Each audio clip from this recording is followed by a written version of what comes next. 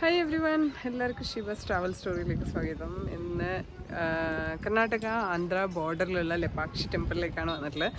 ലപാക്ഷി temple and Jatayu statue, അതാണ് നമ്മുടെ ഐറ്റിനറിയിൽ specific ആയിട്ടുള്ളത്. ഇന്നത്തെ ട്രാവൽ അപ്പൂപ്പൻ താടി ഗ്രൂപ്പുമായിട്ട് ബാംഗ്ലൂരിൽ നിന്നാണ് ഞങ്ങൾ യശ്വന്ത് സ്റ്റാർട്ട് ചെയ്ത് ലപാക്ഷി ടെമ്പിളിലേക്ക് പോകാൻ എയർപോർട്ടിന്റെ ഭാഗത്തേക്ക് പോയി.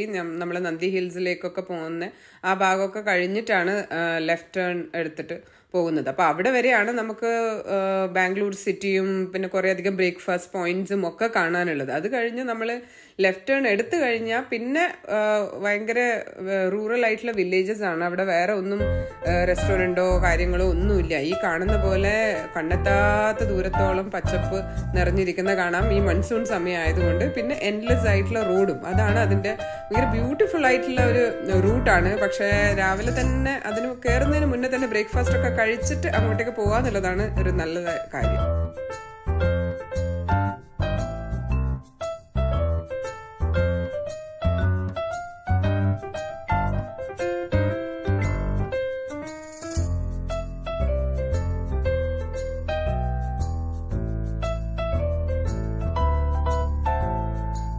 നമ്മളെ അമ്പലത്തിനോട് അടുക്കാനാവുമ്പോൾ തന്നെ ദൂരത്ത് തന്നെ ഒരു വലിയ പാറപ്പുറത്ത് വലിയ ഒരു ജഡായുവിന്റെ സ്റ്റാച്യു നമുക്ക് ദൂരെ കാണാം. ഇതാണ് അമ്പലം, അതിന്റെ അടുത്ത് തന്നെയാണ് അമ്പലമുള്ളത്. അപ്പം അമ്പലത്തിലേക്ക് കയറി പോകുന്ന ഒരു കവാടവും അതിന്റെ ചുറ്റുമതിലും അതിന് ചുറ്റുമുള്ള സ്ഥലങ്ങളുമാണ് ഈ കാണുന്നത്. അമ്പലം വളരെയധികം പ്രാധാന്യം നിറഞ്ഞതാണ്. അതിൽ നിലം തൊടാതെ നിൽക്കുന്ന ഒരു കൂറ്റൻ തൂണും കല്ലില് ഒരു ഒറ്റക്കല്ല് തീർപ്പിച്ച വലിയ ഒരു ശിവലിംഗവും അതിന്റെ മുകളിൽ നിൽക്കുന്ന സർപ്പവും അതിന്റെ അതേ കല്ലിന്റെ അപ്പുറത്തെ വശത്തായിട്ട് ചെയ്തിട്ടിരിക്കുന്ന വലിയ ഒരു ഗണപതിന്റെ ഒരു സ്റ്റാച്യുവും അങ്ങനെ പലതും ഉണ്ട് ഈ അമ്പലത്തിൽ കാണാൻ.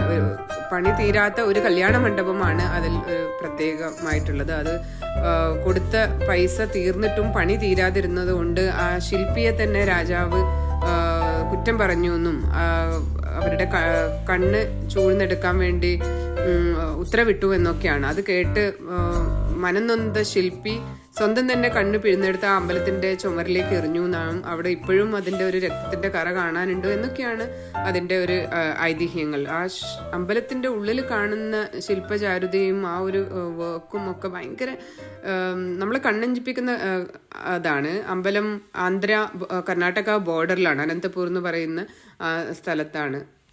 എവിടെ നോക്കിയാലും ഫോട്ടോ പോയിന്റ്സ് പോലെയാണ് തോന്നുന്നത്. അപ്പോൾ എവിടെ നോക്കി ഫോട്ടോ എടുക്കണം, എന്ത് ഫോട്ടോ എടുക്കണം എന്ന് അറിയാതെ നിൽക്കുന്ന ഒരു അവസ്ഥയൊക്കെ ആയിരുന്നു.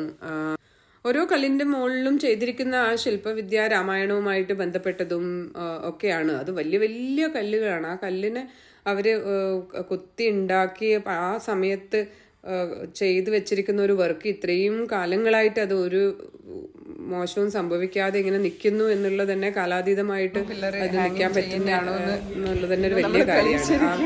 നിലം തൊടാതെ നിൽക്കുന്ന കല്ലാണ്, പില്ലറാണ് ഇത്. അതിനെ എല്ലാവരും ഒന്ന് എക്സ്പെരിമെന്റ് ഒക്കെ ചെയ്ത് നോക്കുകയാണ്. നമുക്ക് അതിലേക്കൂടെ ഒരു ഷോളൊക്കെ അങ്ങോട്ട് ഇട്ട് നോക്കാം. ചെറിയ പോർഷനാണ് അത് നിലത്ത് മുട്ടുന്നത്. ഇതാണ് ഒറ്റക്കല്ല് തീർത്തിരിക്കുന്ന ഒരു ശിവലിംഗവും അതിന്റെ മുകളിൽ നിൽക്കുന്ന ഒരു സർപ്പവും, അതാണ് അതിന്റെ ഒരു ഹൈലൈറ്റ്. ആ ഒരു കല്ലിന്റെ തന്നെ അപ്പുറത്തെ വശത്താണ് ഒരു വലിയ ഗണപതിന്റെ സ്റ്റാച്യു ഉള്ളത്.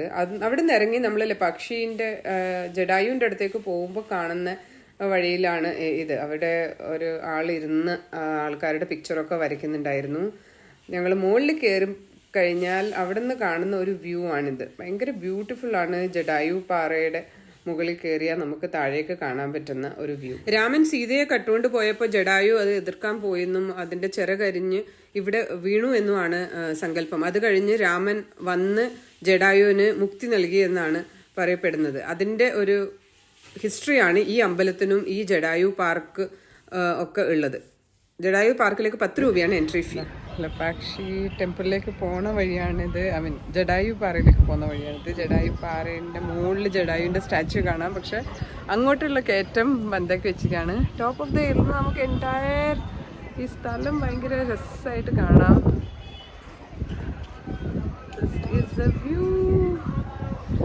ഇതിൻ്റെ മുകളിലൊരു ടെമ്പിൾ ഉണ്ട്. അപ്പം അങ്ങോട്ടേക്ക് കയറി പോകാം. ഇങ്ങനെയാണ് ഇതിൻ്റെ ഒരു വ്യൂ. താഴോക്ക് ഇറങ്ങി വരുമ്പോൾ ചിത്രരചന എന്തായി നോക്കാം. ഒരു ഹസ്ബൻഡും വൈഫാണ് ഉള്ളത്. ഹസ്ബൻഡ് ചിത്രം വരച്ചു കഴിഞ്ഞു, വൈഫ് ഇരുന്നിട്ടാണുള്ളത് നല്ല ചിരിച്ച മുഖമായിട്ട്. അപ്പോൾ ലപാക്ഷി ടെമ്പിൾ നമ്മൾ കവർ ചെയ്തു. അത് കഴിഞ്ഞിട്ട് നമുക്ക് ഒത്തിരി ദൂരം പോകാനുണ്ട്. അടുത്ത ഡെസ്റ്റിനേഷൻ ഗണ്ടിക്കോട്ടയാണ്. ഗണ്ടിക്കോട്ട പോകുന്ന വഴിയിലുള്ള മാസ്മരികമായൊരു സ്ഥലമാണ്. ആന്ധ്രാപ്രദേശിലെ കൂടിയാണ് നമ്മൾ കവർ ചെയ്ത് പോയിക്കൊണ്ടിരിക്കുന്നത്. അപ്പോൾ ഗണ്ടിക്കോട്ടയുടെ വിശേഷങ്ങൾ അടുത്ത വ്ലോഗിൽ നിങ്ങളുമായിട്ട് ഷെയർ ചെയ്യാം. Thank you so much.